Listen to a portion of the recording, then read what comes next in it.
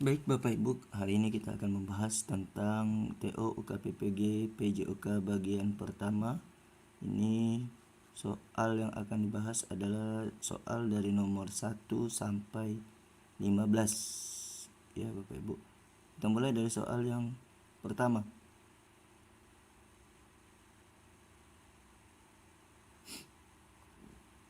Ada 4 larangan atau peraturan kelas dalam pembelajaran praktik renang agar semua siswa dapat belajar dengan aman dan nyaman, yaitu dilarang berlari di tepi bibir kolam, dilarang mendorong, dilarang terjun di kolam dangkal, dilarang berenang sendirian. Kemudian manakah urutan langkah dalam mengajarkan aturan yang paling tepat untuk siswa jenjang SD agar nantinya siswa mematuhi 4 aturan ini? Nah, apa yang harus kita lakukan Bapak Ibu? Apakah siswa pahami langkah, menerima, menanggapi? Siswa diperkenalkan dengan nama dan simbol. Lalu siswa diminta untuk menanggapi, diperkenalkan dengan nama dan simbol aturan. Lalu siswa diminta untuk menjadikan pola hidup. Diperkenalkan nama dan simbol, siswa diminta untuk menghargai aturan, siswa ditunjukkan foto-foto kecelakaan. Nah, jawaban yang tepat untuk soal ini Bapak Ibu adalah yang B. Siswa diperkenalkan dengan nama dan simbol aturan, lalu siswa diminta untuk menanggapi. Nah, di sini Bapak Ibu, pentingnya pengenalan, pentingnya memperkenalkan nama dan simbol aturan membuat siswa lebih mudah mengingat dan memahami aturan tersebut. Kemudian tanggapan siswa, dengan meminta siswa untuk menanggapi ini, mereka diharapkan lebih terlibat dan memahami arti penting dari aturan tersebut yang bisa meningkatkan kepatuhan mereka. Jadi selain mereka diperkenalkan nama dan simbol, mereka juga diminta untuk menanggapi dari simbol tersebut. Nah, kenapa yang lain belum tepat, Bapak Ibu? Nah, di sini yang A itu siswa pahami langkah, menerima, terlalu umum dan tidak spesifik pada konteks renang. Sementara yang C, menjadikan pola hidup itu mungkin terlalu jauh untuk siswa SD. Untuk menjadikan pola hidup ini untuk anak SD kayaknya belum tepat ya Bapak Ibu, karena terlalu jauh. Kemudian menghargai aturan itu penting, tetapi tidak menciptakan keterlibatan aktif. Jadi tidak ada tanggapan. Jadi kita perlunya menanggapi. Siswa ditunjukkan foto-foto kecelakaan, menunjukkan kecelakaan bisa menakut-nakuti siswa. Itu malah bukan mendidik, tapi malah bisa menakut-nakuti. Nah, itu jawabannya adalah B. Soal nomor 2, guru PJOK SD mengajarkan permainan bola basket dengan membagi siswa menjadi beberapa kelompok, yang setiap kelompoknya terdiri dari 6 siswa. Guru memanfaatkan sarana dan prasarana yang tersedia di lingkungan sekolah. Pembelajaran yang paling tepat dilakukan adalah memasang ring basket dengan ukuran standar. Kelompok siswa memodifikasi permainan sesuai dengan kondisi sarana dan prasarana yang ada, menggunakan bola basket sesuai standar, melakukan permainan waktu 4x10 menit, atau bermain 5x5 permainan sesuai standar permainan indoor. Maka jawaban yang tepat adalah memasang ring basket dengan ukuran standar di ujung halaman sekolah. Memasang ring basket ini dengan ukuran standar adalah penting Bapak Ibu untuk memberikan pengalaman belajar mereka yang sesuai dengan pertandingan sebenarnya. Jadi memasang ring basket itu ukuran standar ya. Itu penting untuk memberikan pengalaman belajar. Nah, kenapa yang lain belum tepat? Modifikasi itu bisa saja baik Bapak Ibu, tetapi kurang memberikan pengalaman otentik untuk yang B. Penggunaan bola standar juga penting untuk yang C, tetapi ring yang tidak standar akan membatasi pembelajaran. Misalnya bolanya standar tapi ringnya kecil, kan bolanya juga tidak akan bisa masuk, itu ya Bapak Ibu. Waktu permainan yang tidak relevan dengan kondisi siswa. Kalau 4x10 menit terlalu lama untuk siswa SD. Kemudian 5x5 yang E itu tidak sesuai dengan kelompok yang ada, karena standar permainan indoor juga tidak cocok dengan situasi ini. Oleh karena itu jawabannya adalah yang A. Yang ketiga, sebelum mengikuti pembelajaran lompat jauh, pada umumnya siswa memiliki pengetahuan, keterampilan, dan jumlah lompatan yang berbeda-beda. Tugas guru PJOK adalah menaikkan kompetensi lompat jauh semua siswanya dengan tolak ukur keberhasilan yang bervariasi. Ada 3 kelompok kemampuan awal, yaitu pemula rata-rata 1-2 meter, menengah rata-rata 2-4 meter, dan mahir dengan kemampuan lompatan atas 4 meter. Manakah cara menentukan tolak ukur keberhasilan melompat siswa yang pada kelompok mahir ya, yang memenuhi prinsip target? Apakah setiap siswa kelompok mahir diminta menetapkan target lompatannya masing-masing, tetapi harus di atas 4 meter? Siswa diminta melompat sejauh 2 meter. Kemudian yang C, semua siswa harus mampu melompat minimal sejauh 4 meter tanpa terkecuali. Setiap siswa tanpa diminta menetapkan target lompatannya dan guru fokus menilai kebenaran teknik lompatnya.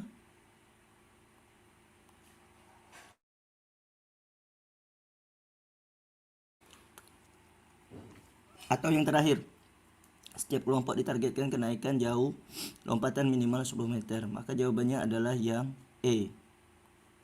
Setiap kelompok ditargetkan kenaikan lompatan minimal 10 cm. Guru fokus pada menolong setiap siswa untuk mencapai target masing-masing. Jadi ini cara menentukan tolak ukur keberhasilan melompat siswa, karena memberikan kebebasan kepada siswa untuk menetapkan target masing-masing. Jadi memungkinkan mereka untuk merasa lebih terlibat dan termotivasi.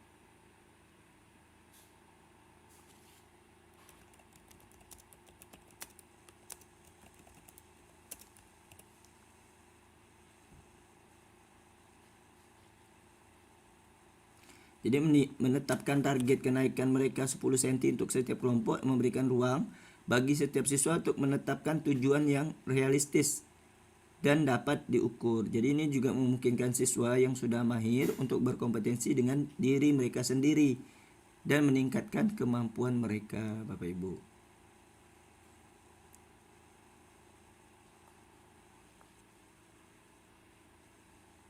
Kemudian jawaban E juga, dengan memberikan perhatian pada setiap siswa ini. Jadi guru fokus menolong setiap siswa ya untuk mencapai target masing-masing. Nah, jadi guru dapat membantu siswa dalam mengatasi tantangan yang spesifik bagi mereka sehingga meningkatkan keterampilan mereka secara individual.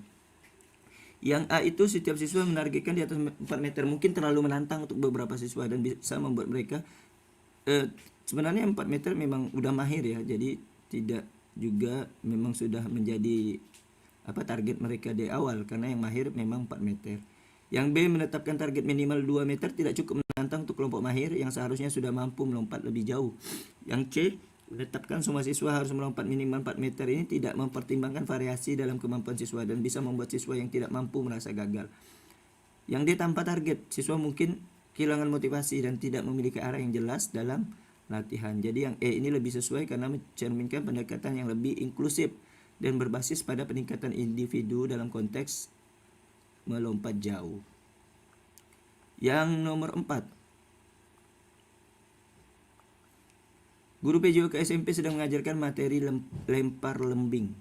Formasi pembelajaran menjadi bagian penting yang harus diperhatikan adalah apakah berhadapan-hadapan, keselamatan peserta didik, metode movement exploration, pembelajaran dengan gaya komando dengan mempertimbangkan keselamatan siswa. Jadi jawabannya adalah yang E, Bapak Ibu, gaya komando dengan mempertimbangkan keselamatan siswa. Dalam olahraga seperti lempar lembing ini, keselamatan adalah prioritas utama. Jadi gaya komando bisa memberikan arahan yang jelas sambil memastikan keselamatan siswa. Berhadap-hadapan, yang A itu tidak relevan untuk lempar lembing, masa lempar lembing berhadap-hadapan ya. Kemudian yang B, keselamatan peserta didik harus menjadi bagian dari setiap metode. Jadi yang keselamatan peserta didik pasti ada, tapi dengan gaya komando ini lebih memberikan arahan yang jelas. Metode eksplorasi tidak cukup jelas dan masih bisa beresiko. Kemudian gaya komando tanpa keselamatan, pembelajaran gaya komando yang D tanpa keselamatan itu juga bisa berbahaya. Jadi yang paling penting adalah yang E. Nomor 5, guru PJOK mampu merancang urutan kegiatan dan porsi waktu yang digunakan siswa untuk kelompok pemula, menengah, dan mahir untuk belajar permainan bola voli. Nah, manakah rancangan untuk kegiatan di bawah ini yang paling sesuai agar siswa memahami secara utuh? Apakah guru menyiapkan urutan belajar dengan pola wall, kemudian guru memanfaatkan metode saintifik untuk menemukan kemampuan awal siswa, guru memilih model pembelajaran langsung, siswa diminta mengikuti semua kegiatan, atau guru membebaskan pencarian sumber daya. Jadi yang paling tepat adalah guru menyiapkan urutan belajar dengan pola wall, pair, wall. Jawabannya yang A. Metode ini, metode wall, part wall ya. Metode ini sangat efektif Bapak Ibu karena siswa dapat memahami keseluruhan permainan terlebih dahulu, kemudian mempelajari bagian-bagian tertentu dan akhirnya mengintegrasikannya kembali. Jadi dipahami dulu cara mainnya, mempelajari bagian-bagian tertentu dan akhirnya diintegrasikan kembali.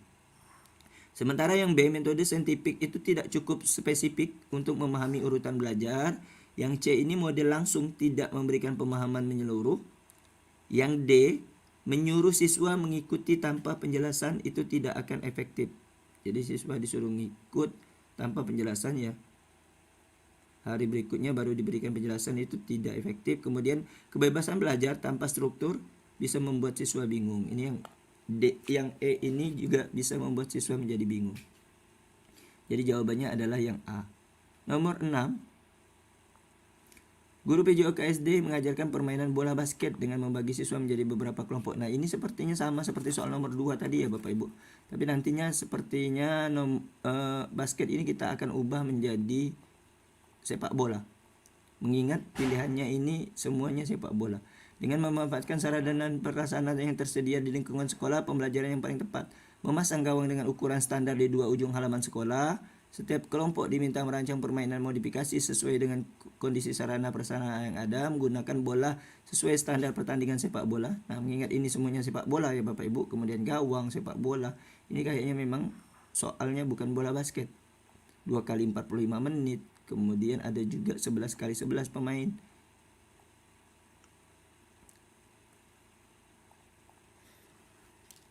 Nah, jadi untuk sepak bola, memasang gawang standar di ujung halaman sekolah juga tidak menjadi solusi. Beda dengan tadi ya, memasang ring. Maka jawabannya adalah setiap kelompok diminta merancang permainan modifikasi sesuai dengan kondisi sarana dan prasarana yang ada. Kenapa beda dengan yang tadi Bapak Ibu?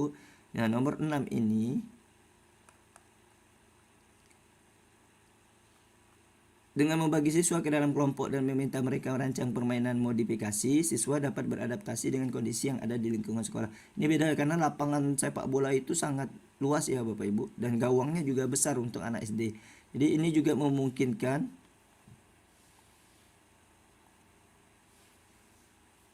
mereka untuk berinovasi dan belajar tentang aspek-aspek permainan sepak bola dengan cara yang lebih interaktif dan kreatif. Sementara kalau memasang gawang dengan ukuran standar itu Oke, baik sebenarnya, tetapi jika tidak ada sarana lain yang mendukung, kemudian untuk anak SD, hal ini juga tidak akan membantu pembelajaran secara keseluruhan. Menggunakan bola sesuai standar sebenarnya sangat penting, tetapi tanpa adanya gawang dan lapangan yang memadai, latihannya juga tidak akan efektif. Waktu permainan 2 kali 45 menit, terlalu panjang Bapak Ibu untuk yang D, dan tidak sesuai untuk siswa SD yang masih dalam tahap belajar. Kemudian yang E, format 11 lawan 11 tidak praktis juga jika jumlah siswa dalam kelompok hanya 5 dan tidak ada cukup pemain untuk membentuk 2 tim penuh. Karena di situ bisa dibaca cuma 5 siswa. Kan nggak bisa juga 11 kali 11. Jadi jawabannya adalah yang B. Karena mengedepankan kreativitas dan adaptasi siswa terhadap kondisi yang ada. Kita lanjut soal nomor 7. Permainan tradisional yang melatih kekompakan. Jadi permainan tradisional itu bermacam-macam. Guru PJOK perlu mampu melaksanakan proses pemilihan permainan tradisional yang paling sesuai dengan kearifan lokal dan usia peserta didik. Jika guru berharap siswanya dapat melatih kekompakan dan kebutuhan kelompoknya sambil menikmati permainan tradisional, maka permainan yang paling cocok apakah gobak sodor, petak umpet, elang dan anak ayam, engklek dan balap bakia? Maka jawabannya adalah elang dan anak ayam Bapak Ibu. Jawabannya adalah yang C. Kenapa? Karena permainan elang dan anak ayam memerlukan kerjasama antara anggota kelompok untuk melindungi satu sama lain, sehingga sangat tepat untuk melatih kekompakan. Nah, kenapa pilihan lain itu tidak cocok, tidak optimal? Contohnya gobak sodor. Gobak sodor itu lebih fokus pada kecepatan dan strategi individu. Nah, itu yang gobak sodor. Kemudian yang petak umpet. Petak umpet ini lebih bersifat individu dan kurang melibatkan kekompakan kelompok. Engklek juga lebih bersifat individu. Kemudian bala bakia memerlukan kekompakan tetapi tidak sekuat elang dan anak ayam dalam konteks berkelompok, Bapak Ibu. Jadi sebenarnya bakia ini juga perlu kerjasama, kekompakan, tapi tidak sekuat seperti kita menjaga elang dan anak ayam. Nomor 8, pembelajaran PJOK dapat memanfaatkan permainan tradisional dengan menggunakan teknologi yang menambahkan peraturan permainan, cara bermain, tugas pemain, bentuk lapangan yang serta dikombinasikan melalui gambar-gambar visual ada lebih menarik dan pesan yang ingin disampaikan lebih mudah dimengerti oleh peserta didik. Nah, teknologi yang digunakan, maka teknologi yang digunakan jelas ini adalah slide presentasi. Nah, kenapa bukan gambar, video, poster, dan sketsa? Jadi slide presentasi ini presentasi yang menarik, memungkinkan penggabungan dari teks, gambar, dan video sehingga dapat menyampaikan informasi dengan cara yang lebih mudah dan menarik dan mudah dipahami.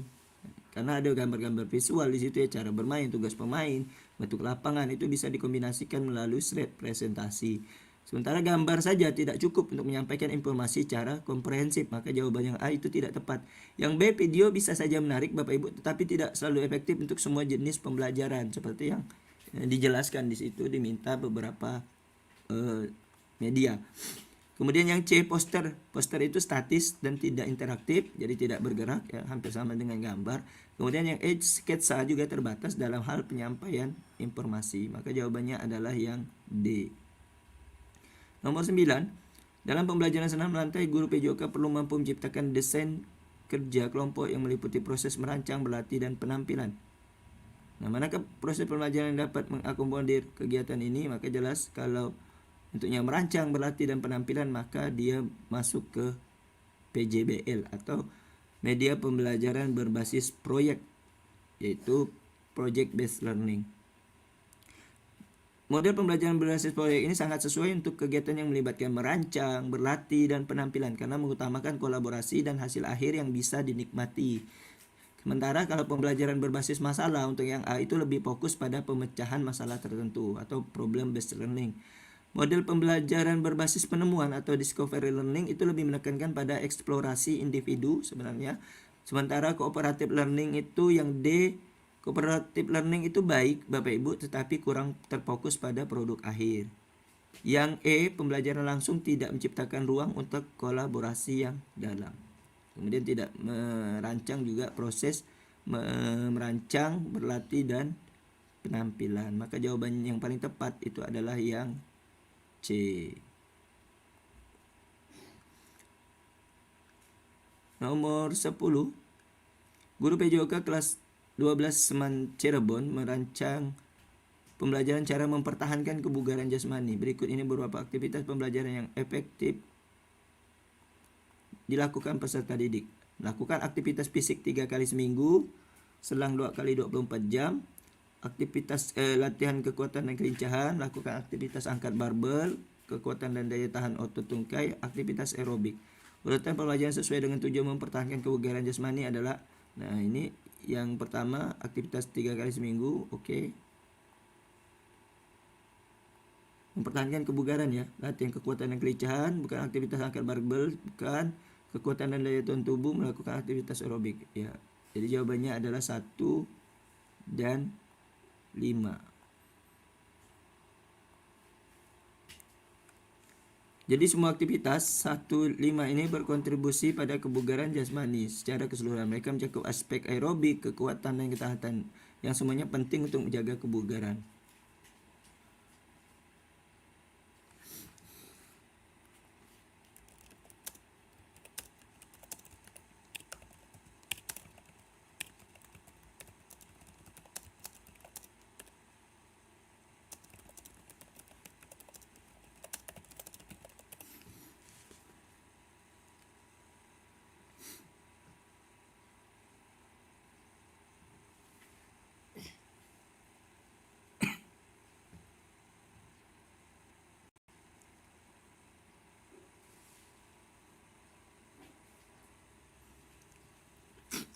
Jadi 1 dan 5,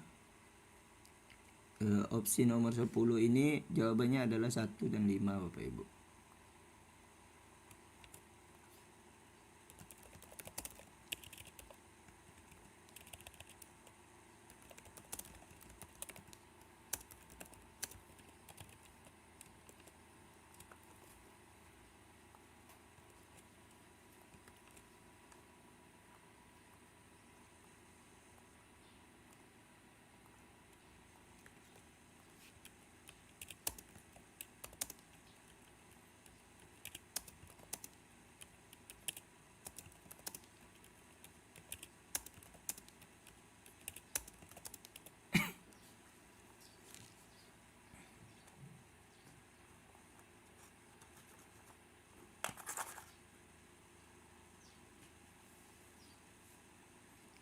Nomor 11. Guru PJOK sepatutnya mampu merancang jenis-jenis tes kebugaran jasmani peserta didik yang sesuai dengan prinsip kesesuaian jenis tes dan kondisi fisik. Nah, bagaimana untuk siswa yang berat badannya masuk ke kategori overweight atau kelebihan berat badan ya?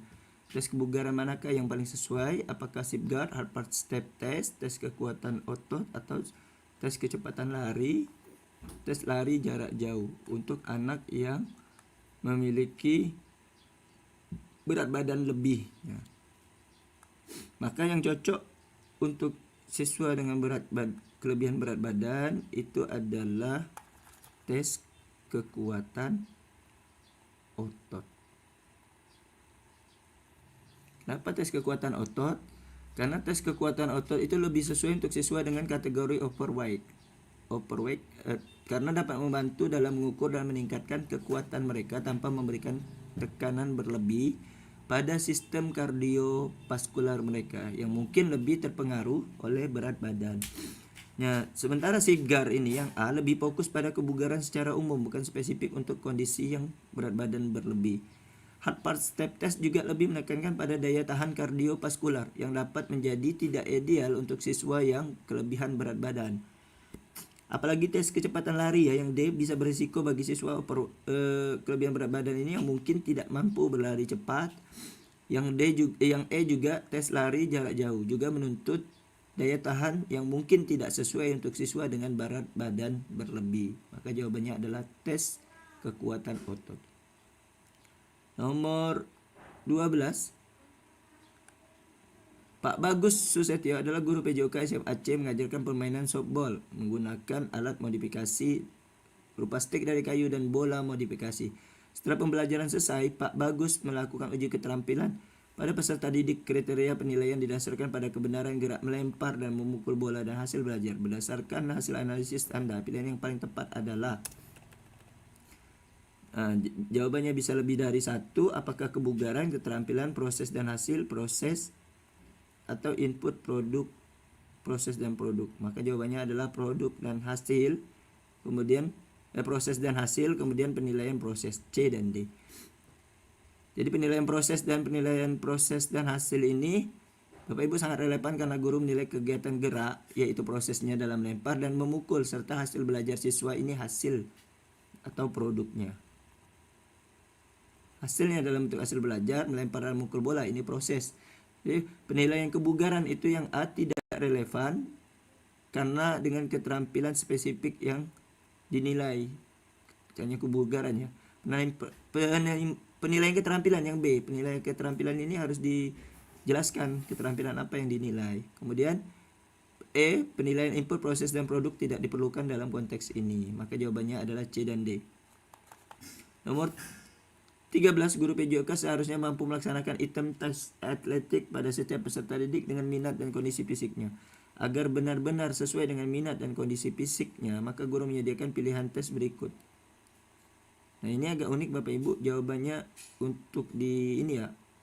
Kunci jawabannya itu adalah B, C, D, E. Jadi kalau Bapak Ibu ingin benar memilihnya adalah benar, pilihlah B, C, D, E. Tes nomor lari menengah jauh, lempar, lompat, kemudian pilih satu nomor tes dari 4 nomor yang tersedia. Sebenarnya jawaban yang E ini kan harus terhubung sama yang A, B, C, D ya Bapak Ibu. Nah, jadi menyediakan pilihan tes yang beragam, B, C, D memungkinkan siswa untuk memilih semua minat sesuai minat dan kemampuan fisik mereka, tapi pilihan E juga mendukung keberagaman dalam penilaian. Sementara sebenarnya tes lari pendek atau sprint wajib itu hubungannya sama yang B, tapi anehnya di sini pilihannya cuma B, C, D, E untuk Bapak Ibu yang ingin menjawab benar. Nomor 14. Guru PJOK SMA Negeri 1 mengajarkan materi renang dan atletik. Pada akhir pembelajaran, guru melakukan evaluasi, umpan balik, dan pada refleksi akhir pembelajaran.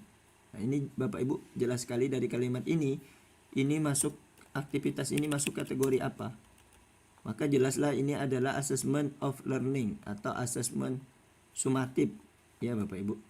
Jadi karena evaluasinya akhir, aktivitas yang dilakukan guru itu berupa evaluasi, umpan balik, dan refleksi, termasuk dalam kategori assessment of learning atau assessment sumatif ya, karena fokus pada hasil belajar yang telah dicapai. Kenapa bukan assessment for learning? Assessment for learning itu lebih fokus pada pengembangan dan perbaikan saat pembelajaran berlangsung.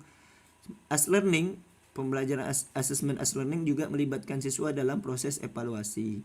Asesmen diagnostik ini digunakan untuk mengetahui kemampuan awal sebelum pembelajaran, bukan di akhir. Kemudian asesmen input, proses, dan produk. Tidak semua kategori input, proses, dan produk diperlukan dalam konteks ini, Bapak Ibu. Jadi yang di akhir pembelajaran itu adalah assessment of learning. Terakhir, agar dapat memonitor pertumbuhan tinggi dan berat badan setiap siswanya, guru PJOK seharusnya mampu menciptakan laporan BMI peserta didik berbasis individu dan kelas. Mana kategori BMI yang cocok untuk IMT 25 sampai 27 BMI.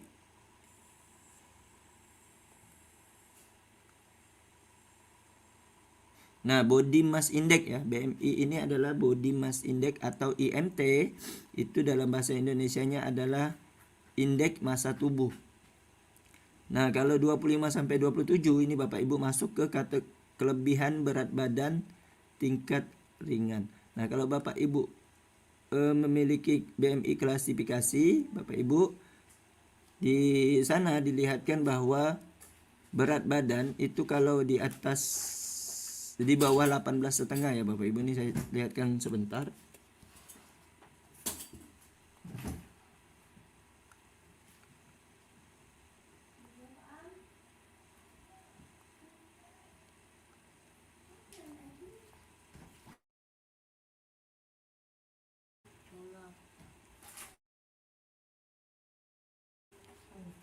Oke, ini tabelnya Bapak Ibu. Nah, ini tabelnya. Kalau di bawah standar itu 18,5, kemudian normal 18,5 sampai 25, kemudian kelebihan berat badan 25 sampai 30 ini berat badan tingkat ringan, sementara obesitas itu lebih dari 30 Bapak Ibu. 30 lebih, 35, obesitas 2, lebih dari 40 itu obesitas 3. Untuk menghitung indeks massa tubuh ini juga bisa dihitung dengan berat badan dibagi dengan tinggi badan, dikuadratkan. Jadi misalkan tinggi Bapak Ibu itu 1,6, maka dikuadratkan dulu 2,56. Jadi berat badan Bapak Ibu dibagi dengan tinggi badan dikuadratkan. Inilah yang dimaksud dengan indeks massa tubuh Bapak Ibu. Nah, untuk soal nomor 25 ini, nomor 15 ini, jelas jawabannya adalah 25 sampai 27 itu kelebihan berat badan tingkat ringan. Menunjukkan bahwa siswa berada dalam rentang kelebihan berat badan tetapi belum masuk kategori obesitas. Obesitas itu 30 ke atas. Jadi yang A dan B ini kategori kekurangan berat badan yang jelas tidak cocok untuk nilai dari 25 sampai 27. Sementara normal itu kurang dari 25 Bapak Ibu. Jadi kategori normal untuk yang C ini berada di bawah 25. Yang E ini kelebihan berat badan tingkat berat ini lebih dari 30, disebut dengan obesitas, dimulai dari 30 ke atas. Oke Bapak Ibu, seperti itulah soal bagian pertama dari soal nomor 1 sampai 15. Sampai ketemu di soal nomor 16 dan seterusnya di bagian kedua. Terima kasih.